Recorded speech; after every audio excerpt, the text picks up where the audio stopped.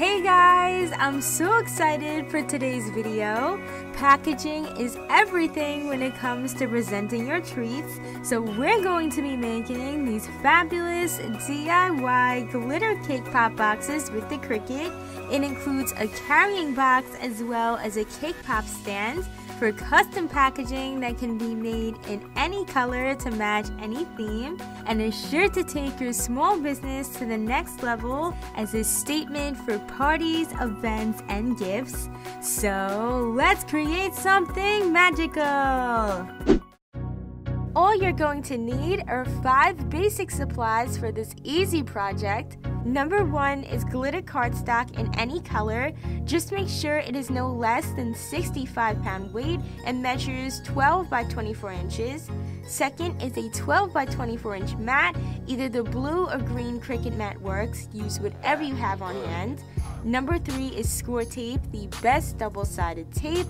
Number 4 are your blades. I use the O2 double scoring wheel and the fine point blade. And last are clear plastic dividers to create the window effect, and an optional tool to have is a ruler for any adjustments. For the SVG file of the box, I did need to resize it a bit to fit the cake pops inside. The SVG was this exact one from Dream Workshop Co. on Etsy for only $1.80. Just download the 2 files that are included, and what I like to do to keep them organized is change the name of the files so that you are able to locate them later. For example, Cake Pop Box 1 and 2. Then I made a new folder to store them inside without having to sort through a bunch of files. Just click and drag them into that folder. As for the cake pop tray, there were no pre-made SVGs for that, so I contacted the custom SVG designer HMC design firm. Feel free to message her and send her pictures of my tray so she can make it for you. Now that we have our SVG files, let's get to the cutting. Open up your Cricut design space and import all 3 files from the folder, which are the 2 panels and the tray. First, I'm starting with the panel that has the window. You'll see that the lines for the folder there, but they need to be scored. Select all those lines by holding down your command key as you click. Especially, don't forget the lines by the handle. Then go to the drop-down menu and click Score. It'll turn into dotted lines like a little map. Next, to resize the file, you are going to set the dimensions to 10.833 width by 15.076 height. This is the size that works best to fit 5 cake pops without distorting the look of the box. For the settings, be sure to select 12 by 24 inches for the size of your mat and the material as glitter cardstock. If you haven't used it on the Cricut before, you could find it by clicking Browse All Materials on the right and scrolling down to glitter cardstock. I started as one of my favorites. Go ahead and center the sheet of cardstock on the mat and load the machine. Since this is a thicker material, I recommend to change the settings on the pressure to more for deeper cuts. The first tool we need to use is the O2 double scoring wheel. Load that in clamp B to begin the scoring process and press go. The machine will always give you instructions on what to do in case you forget. And guys, if you think this tutorial is straightforward and easy to follow, be sure to give me a thumbs up. When the machine is done scoring, switch out the scoring tool and put the fine point blade in clamp B, and you'll see the little window being cut out.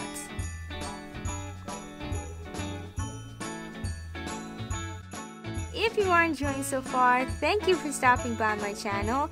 Be sure to join the party and subscribe and click that bell to receive all notifications. The machine is now finished cutting, and it's time to unload the mat to peel away the scraps. To prevent ripping or tearing the material, be especially more careful when peeling around the corners.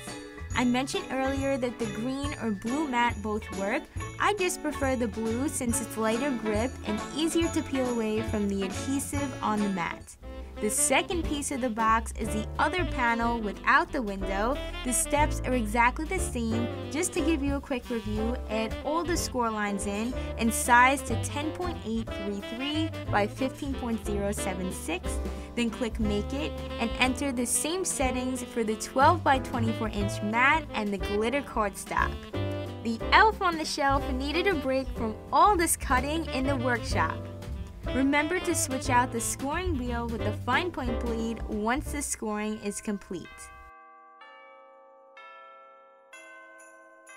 Here is our panel without the window, and the last piece is the cake pop tray. The scaling for this is slightly different.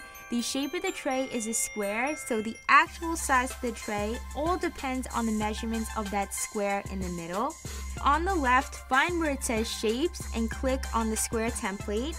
Then set the template to 4.9 inches and drag to adjust the size of the box until the template fits perfectly inside that square. Once the sizing is good, delete the square, and lastly, don't forget to add those score lines.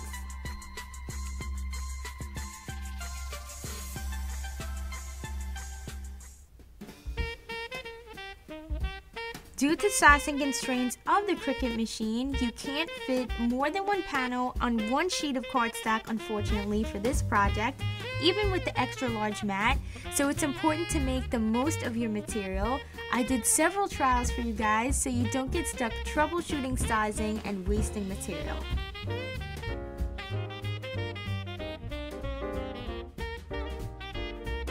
The fun part is putting everything together and assembling the box. Starting with the window panel, crease all the folds where the score lines are placed, and don't forget the 2 tabs and fold across the handle. That's something I usually tend to forget. All that's missing is the clear window. The insert was made by taking a sheet of the clear plastic dividers and lining up the edges with the creases. Also avoid placing the holes directly on the crease by cutting that part off. I trace a straight line slightly above the crease with a dry erase marker and ruler, then cut out the rectangular shape. The Avery brand dividers are perfect for this since they are a nice heavy quality. And the reason I like the dry erase markers is you can always wipe the excess marker lines off to keep the window looking neat and clean. The absolute best way to adhere the window is with score tape. It's a must-have essential. I'll be sure to link this down in the description box below. All you need to do is attach a strip of tape to each side of the window and peel to remove the paper backing. Center the window over the tape, and it's so simple to insert your own clear window to display all your pretty pops in the box. On the second panel without the window, begin creasing all the folds the same exact way. Keep in mind we need to keep the box somewhat open to slip the cake pops inside. Find that long fold that sticks out on the side. This is where the 2 panels meet. For some reason, the panels for this SVG were not exactly equal in size, but I'll show you a quick fix to correct that. It is important to check that there is no excess cardstock showing in the window. Any extra you see needs to be trimmed off. This is the only thing you need to modify to make the box completely identical. After trimming off the extra cardstock, attach the score tape along that fold and connect with the other panel. This is what the box will look like for now. The back is kept open and the bottom has to be closed up. To do this, secure each side by interlocking the curved flaps like a hook, similar to a puzzle piece. Last, I keep the bottom in place with small strips of tape, and this is how the cake pops are safely slipped inside. Before we do that, let's crease all the folds on the cake pop stand. It helps to look at the SVG as a guide in case you can't see exactly where all the lines are.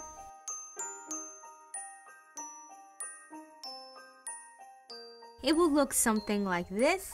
To fold, bring in the vertical flap on the side and line up the tab flush to the bottom so it's straight as possible, and keep them together with a small piece of tape. Then repeat those steps for the remaining 3 flaps all around.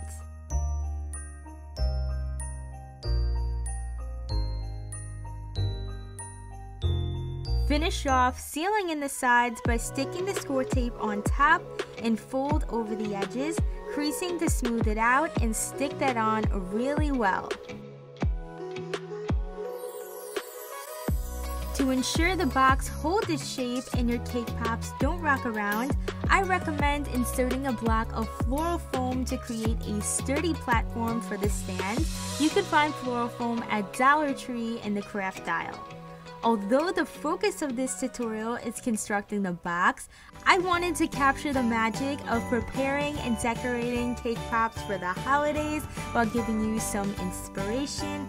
I prepared the vanilla cake pop dough recipe from my free cake pop class, which I will link in the top right corner. I also show all the secrets to preparing the perfect smooth dough that rolls like a dream in that video. It's time to roll into a ball. A smaller cake pop fits best in the box, so I use that meatball scoop for size instead of a mold. To achieve the ornament look, I dip them in classic holiday colors such as white, red, yellow, and green. The yellow was used as the base for a gold ornament. And it's time for the decorating. To apply a sparkling dose of edible glitter, my go-to method is to spread on a thin layer of edible adhesive with a brush and shake on that glitter. This makes a glamorous design that requires a little decorating. The colors were red, gold, opal, and silver glitters. If you want to add a shine that stands out, dust on a good quality luster dust with dry luster and a brush. On a yellow pop, I applied gold luster dust, and my favorite pearl effect is the sterling pearl from Sugar Arts. For an elegant design, pipe alternating lanes of fine lines with chocolate all around the cake pop. It is key to have a very small tip on your piping bag, and finish off by painting the details with gold edible paint once the chocolate has completely set. My trick to adding the ornament base and loop is by attaching a Smartie and Sweet Beads candy with a dotted chocolate just like this, then painting with edible metallic paint either in silver or gold, and pressing directly on top of the cake pop by holding for a few seconds.